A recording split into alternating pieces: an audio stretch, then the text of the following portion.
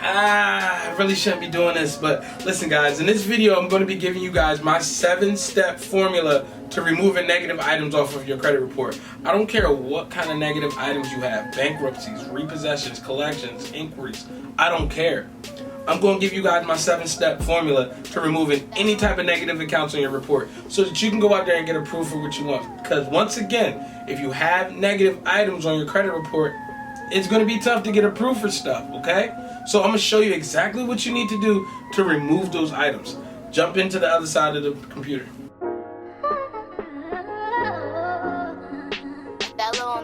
Hey, what's up guys? Mikkel Bennett here, and I'm going to give you guys my 7-step formula to removing negative items off of your credit report. Listen to me, I don't care what the negative items are. If you follow this formula, you will be able to remove them. So let's just jump right into it. Now, step number 1 is understanding. Why do you need negative items off of your credit report? I'll elaborate. So every time that you go and you try to get something, you try to finance something, a car, a house, an apartment, even furniture, right?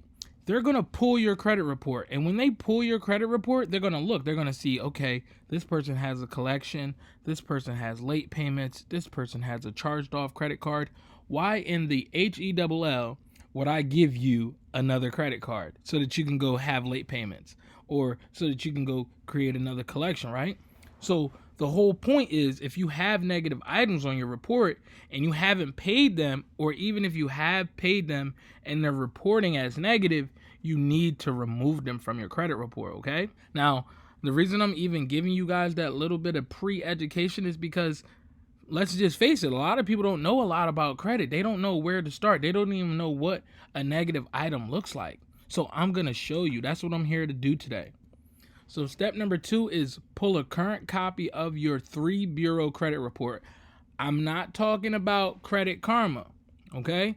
Credit Karma only shows you your score on TransUnion and Equifax, and it's not even accurate, right? So we're not talking about Credit Karma. Credit Karma is a good tool for you to use when you're getting updates, if you're going through the credit repair process, or if you get a hard inquiry, or you go to check your credit or get it pulled, they're going to alert you, right? Also, you're going to be able to look at the meat of your credit profile, because the score is one thing, but you have to understand what is going on the profile so that you can actually start getting approvals. That's what matters. The score barely matters. Step number 3, identify what are the negative accounts. Negative accounts are charge-offs, collections, repossessions, bankruptcies, evictions, late payments, right? Or non-account holding inquiries, which means if you have a hard inquiry on your credit report, but there's no open account associated with that, then that inquiry needs to go, right? It can go. So there's other types of negative items, but these are the most common, right? So what you need to do when you pull your credit report with Identity IQ, it's going to look like this, right? You're going to see your credit score and your credit, each account. You're going to see what's going on each of the 3 bureaus. So you're going to have TransUnion, Experian, and Equifax, right? And in a little bit, I'm going to show you how to use this tri-merge credit report to your advantage when you're disputing things, right? So this is a negative credit card account, even though the account is paid, right? So check this out. Just because you paid old boo-boo in full last month, right? You paid him in full last month. For the whole of 2021, you've been missing payments with boo-boo, right? So when I pull your credit report and I see that, look, you've been missing payments with boo-boo. Yeah, you paid it all, but boo-boo didn't have his money in April. Boo-boo didn't have his money in January. Boo-boo didn't have his money in December. That could potentially be me if I'm a lender or a creditor who's sitting there reviewing your credit report, and they're going to take all that into consideration. So once again, this is why it's important that you remove the negative account, okay? Now, this here is a paid collection, and it still reports negative. So I get the question all the time, hey, if I pay a collection off, will that make it positive? Or will that help me? No. Like, the collection's still showing on your credit report, then it's a problem, right? You have to make sure that if you ever do pay a collection, you get in writing from that company that, hey, When I'm finished paying this collection, this will be removed. Yes? And until you get that, you don't move forward. Here's a charged off loan that was placed for collection, right? So as you can see in the payment status, it says charge off, right? Collection charge off. So this is a derogatory account. Once again, it has late payments. It was charged off. This is going to be super harmful to anybody's credit report. So this is an account that if you see something like this on your report, you need to get it handled and removed, right? I don't care if the balance is 0 or whatever, it's still there. And then here is an open account with late payments. What should you do when you run into a situation like this, right? So this account is open. The balance is $766. It is revolving, so that means it's a credit card. So what I would do in this situation is, if you can, like if you're trying to get approved for stuff, late payments hurt you when they show up in the last 2 years, right? After 2 years of age, they don't hurt you that much, but they still show up. But like, as you can see, this is going to show you for back to 2 years, right? So what I would do, if possible, is pay off this entire account and then remove it. If my credit profile is strong enough to handle that, which means I have enough age, I have enough accounts, my utilization on my other cards aren't trash, right? All those things you have to take into consideration. And right now I'm giving you bits and pieces, but you can put the whole pieces of the puzzle together if you just use your own brain, right? So here is a positive account. I didn't want to show y'all all bad accounts. Here's a positive account. As you can see across the bottom, it's all green, baby, right? So this account is open. This account is current. It's a revolving credit card account, and it's looking good. So this is what all of your accounts should look like on your credit report when you are in the green, right? So step number 4 is clean up the demographic information that you have on your credit report. So remove incorrect names and old addresses. You can literally call the credit bureaus to do this, or you can do it online, right? A lot of people say, oh, don't dispute online. You can dispute your personal information and demographic information online. I did it and my score went up, okay? So you can do it. Now, the reason why you want to remove the old names and the old addresses or the incorrect names is because if you have negative accounts on your report, more than likely those names and addresses are attached to those negative accounts. So if you can go ahead and remove them before the dispute process, it's going to make it a lot easier for you to get things removed. It's going to make it a lot harder for the credit bureaus to verify that information, because this bill is going to is attached to this address when you signed up for this card when you were living at X address. You don't live there anymore, so you don't have any right to be reporting that on your credit report. So once you remove that, there's no existence of you living there. That's why it's important for you to clean up the demographic information. Also, to fight fraud.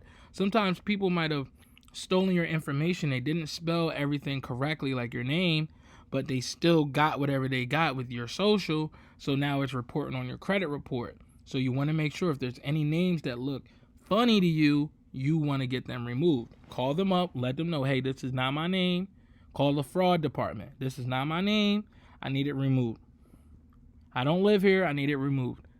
Now here's step 5. You want to freeze the necessary secondary bureaus that report our information to the creditors and to the credit bureaus, okay? So this is your LexisNexis, your CoreLogic, your ARS, your SageStream. Google secondary credit bureaus, and it's going to tell you exactly what they are. And you want to go to the websites and you want to freeze them. Inside of my course, I literally give you the link so you can just go click, boom, and be done. But you can literally look this up, go and freeze secondary credit reports, okay?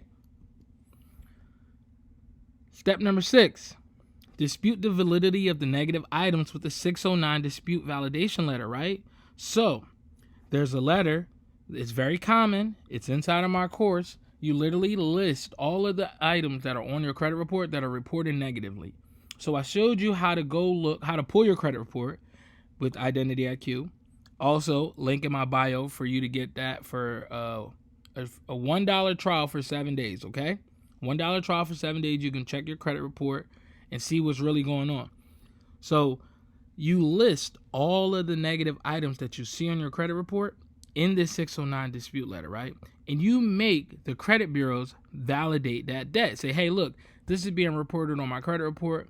I have no idea where it's coming from. Can you please validate it? This is all that a 609 dispute letter is, right? And what it does is, if you've frozen your secondary bureaus, if you cleaned up your demographic information, it's going to give you, this is the first step to fighting to dispute the negative items on your information. So when you do this, they're either going to come back and tell you that the item was verified, or the item was deleted, or the item was updated. You want to let them know, hey, look, if you cannot verify it, please delete it. Don't give them the option to update it, okay? And then step number 7, I don't have it written here, but step number 7, move to factual disputes. Look for inaccurate information or inconsistencies in the credit report, right? 80% of Americans have errors on their credit report. And it is the law that the credit bureaus report everything 100% accurate on your credit report, or it must be removed with your request or demand. So if you see something on your credit report that doesn't look correct, it's not consistent, it's not accurate, let them know and tell them you want it removed, okay? Simple as that. So here's an example of factual disputing. When we look at this account, right? When you look at the date last reported, as you can see, it has 12/27/2020, 01/01/2021, 12/01/2020. So my question to the 3 credit bureaus is, which one is it, right? Which one was the date, was the last date? Like, which one? And then when it comes to date last active, right? Now, write this down. The collection agencies, they like to use a tactic called redating, okay? Which means a collection stays on your report for up to 7 years, right? So when 7 years is done, they can't come after you for that debt anymore. So what they like to do is go in here, and you can see this was in 2016, but for some reason this one's saying 2020, right? So this is an attempt to redate the debt so that they can keep coming after you for years and years, even though you don't really owe them, right? So this is something that you want to point out in a factual dispute. Another thing, let's look for another thing. The date open. The date open is also inconsistent on these 2 bureaus right here. So that's something that you can also point out when you factually dispute. You just want to highlight it and say, hey, look, I was looking at my credit report and I saw that you were reporting something and the other company was reporting something different. I'm not sure which one of y'all is right, but it has to go. Okay? So if you want more information on how to improve your credit, click the link in my bio. I'm going to tell you this like this. Information changes situations, because it damn sure changed mine, but it will only change your situation with implementation, right? I can give you as much game on credit as possible, but if you don't implement any of these things, you're never going to see a result, right? So the 3 things that you really want to pay attention to in my bio is my free credit class. I advise everybody to take it because it's super powerful. I literally shouldn't even done it for free. The next thing that I have to offer you guys is the DIY Credit Repair Challenge. It is my full course that teaches you everything that you need to know about fixing, building, and maintaining good credit. The next thing is we have a done-for-you credit sweep service where I'll remove all negative items on your credit report for you in the next 30 to 90 days for $9.97. I forgot to mention that my DIY Credit Repair Challenge is $197. And then you can also schedule a one-on-one consultation with me. We can sit down for 2 to 3 hours. It's $300. The link is in my bio. We can go over everything that you need to go over when it comes to credit, business credit, and funding. Okay? So my name is Mikel Bennett, signing out. Those are my 7 steps to removing negative items off of your credit report.